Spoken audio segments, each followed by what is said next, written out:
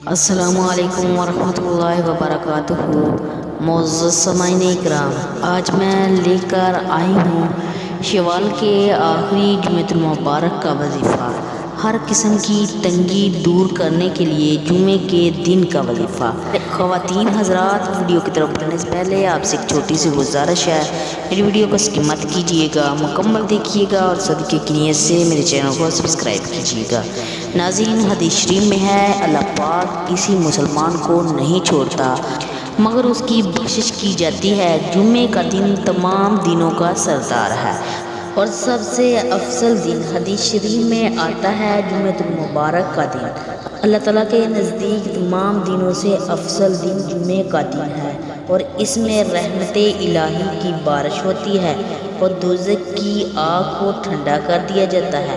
آج ہم آپ کو جمعے کے دن کا ایک ایسا آسان عمل بتائیں گے جس کے کرنے سے انشاءاللہ آپ کی ہر قسم کی تنگی دور ہو جائے گی، چاہے وہ رزق کی تنگی ہو، چاہے وہ مالی تنگی ہو یا روزگاری کی تنگی ہو یا رشتے کی تنگی ہو یا شادی کی بندش ہو، یہ سب اس عمل کی برکت سے ختم ہو جائے گی۔ یہ عمل آپ نے جمعے کے دن کرنا ہے۔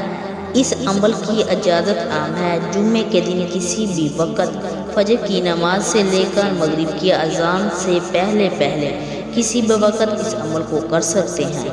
وہ عمل یہ ہے، اللہ آپ نے 100 مرتبہ پڑھنا ہے، صرف اللہ کی ایک تسبیح کرنی ہے۔ چلتے پھرتے اٹھتے بیٹھتے فجر کی نماز سے لے کر مغرب کی اذان سے پہلے تک آپ نے یہ عمل جاری رکھنا ہے اور اس کے ساتھ آپ نے سورۃ فاتحہ کو 333 مرتبہ پڑھنا ہے۔